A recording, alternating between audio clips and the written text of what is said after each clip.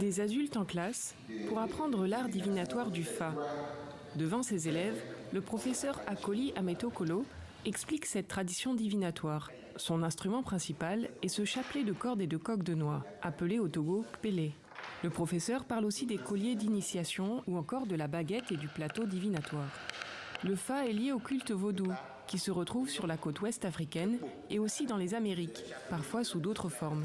Akoli Ametokolo est lui-même prêtre vaudou, mais aussi écrivain et chercheur sur la tradition. Il a écrit 5 gros livres sur le Fa, qu'il définit comme une géomancie à caractère mathématique de 8 éléments binaires. C'est dans la spiritualité que nous faisons cette calcul.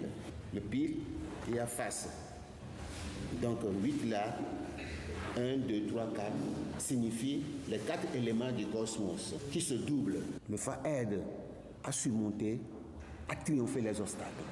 La classe a lieu dans la mairie d'Aného, ville côtière à la frontière du Togo et du Bénin, qui souhaite mieux valoriser son histoire et ses traditions, comme sa voisine Ouida au Bénin. Le but de ces apprenants, maîtriser le Fa et devenir des prêtres de la tradition certifiés. L'un d'entre eux fait un exercice de divination par le Fa, sous le regard du professeur.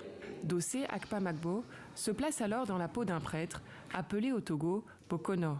Il s'exerce comme si une personne était venue le consulter devant les autres élèves. Ce sont les pratiques de nos ancêtres, de nos grands-parents.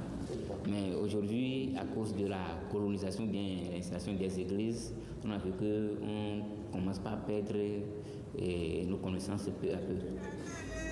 Depuis quelques années, les traditions et leurs pratiques connaissent une forme de renouveau au Togo et plus globalement en Afrique. Nous sommes ici à la cérémonie de Djibon, organisée au Togo par l'association La Foi africaine et qui a eu lieu le 2 juin dernier. C'était une libation collective, c'est-à-dire un hommage et une connexion aux ancêtres par de l'eau.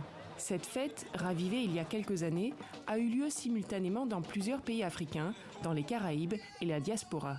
Neferchou est venu de France spécialement pour la cérémonie. Ce que nous voulons, c'est que nos ancêtres entendent nos doléances et nous permettent justement un éveil et une renaissance fulgurante. Le Fa lui-même a eu un rôle dans cette cérémonie. C'est grâce au Fa que nous savions que nos grands-parents sont passés par ici lors de l'esclavage. Beaucoup de Togolais souhaitent aujourd'hui revaloriser leurs coutumes et spiritualité. D'ailleurs, le Fa est classé au patrimoine immatériel de l'humanité par l'UNESCO depuis 2005.